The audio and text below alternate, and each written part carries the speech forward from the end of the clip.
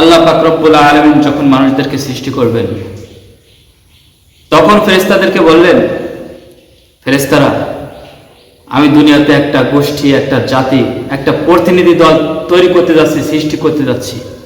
তোমরা তোমাদের মন্তব্যগুলো, তোমাদের কমেন্টসগুলো প্রকাশ করো। তখন ফেরেশতারা বলল, ক্বালু আতাজালু ফিহা মা ইউফসিদু ফিহা ওয়া ইয়াসফিকু দিমা। হে আল্লাহ, তুমি কেন তাদেরকে সৃষ্টি করবা? তারা তো দুনিয়াতে গিয়ে মারামারি করবে, রক্তপাত ঘটাবে, স্বার্থের জন্য ভাইকে পর্যন্ত হত্যা করবে, মা বাবাকেও ছেড়ে দিবে না। এরা ক্ষমতাকে টিকিয়ে রাখার জন্য বিনা কারণে মানুষকে হত্যা করবে। তুমি কেন এদেরকে সৃষ্টি করবা? আমরা তো ফেরেশতা তোমাকে ডাকি, তোমাকে স্মরণ করি, তোমার প্রশংসা করি। তোমার কি দরকার এই মানুষদেরকে সৃষ্টি করা? এরা তো দুনিয়াতে এমন কোনো আকাম নাই, এমন কোনো খারাপ কাজ নেই যে তারা করবে না। এদেরকে কেন তুমি তৈরি করবা? কিসের জন্য তুমি এদেরকে সৃষ্টি করতে যাবা? তো ফেরেশতারা যে কথাগুলো বলেছিল তখন আমরা তো দেখে এসেছি, আমরা ইতিহাস জানি যে মানুষ সৃষ্টির প্রথম লগ্ন থেকেই স্বার্থের জন্য মানুষ মানুষকে হত্যা করে। আজ পৃথিবীটা এমন হয়েছে, এত নিকৃষ্ট হয়েছে মানব জাতি যে এরা আজ নিজের ক্ষমতার জন্য সবকিছু করতে পারে। এরা নিজের স্বার্থের জন্য সব প্রকার আকাম কুকাম সব করতে পারে, মানুষকে হত্যা করতে পারে। এরা কোনো কিছু করতে দ্বিধাবোধ করে না। আজ আমার দেশের দিকে তাকিয়ে দেখেন, কোটা আন্দোলন নিয়ে নির্বিচারে ছাত্রদেরকে হত্যা করা হচ্ছে, ইন্টারনেট বন্ধ করে দিয়ে তাদেরকে হত্যা করা হচ্ছে, গুম করা হচ্ছে, কিভাবে নির্যাতন করা হচ্ছে। তো জালিম যারা, এরা কখনো আল্লাহ তাআলার প্রিয় হতে পারে না। আল্লাহ তাআলা এদেরকে কখনো ক্ষমা করবে না।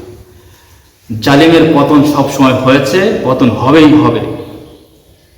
আবু জেহেল, নমরুদ, ফিরাউন এরাও বড় ক্ষমতাবান, ক্ষমতাধর ছিল, কিন্তু এরা কেউ টিকে থাকতে পারেনি, টিকে থাকতে কেউ পারবে না। এই পৃথিবীতে কেউ স্থায়ী নয়। স্থায়ী কে? আল্লাহ।